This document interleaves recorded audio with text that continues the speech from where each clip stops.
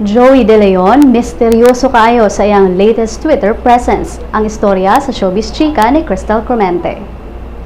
Padayon gyud ang pagkakontrobersyal ni Joey De Leon sa iyang presence sa social media platform nga Twitter.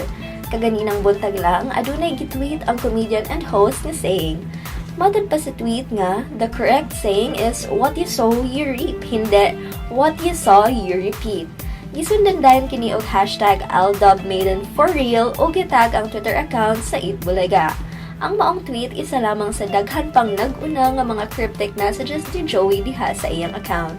Lain pang earlier tweet ni Joey nagkanayon nga, be yourself, be real, magpakatotoo ka. In short, magpakatu ka, hindi 7. Gigamit gihapon sa maong tweet ang naunang hashtag. Bisan ingon pa man nga cryptic ang maong mga tweets, ang mga netizens nga ni-react maingong nakagets dayon sa gipasabot sa veteranong host. Subay sa mga reply tweets, makuhang giigo ni Joey ang bag-ong na feature sa its Showtime karon nga si Pastillas Girl kinsa kun copycat version ni Yaya Dub. Apan bisan pa man grabihan na ang mga paigo ni Joey sa iyang tweets, nagpabiling walay reaksyon ang bahin sa its Showtime. Crystal Clemente alang sa Showbiz Chika.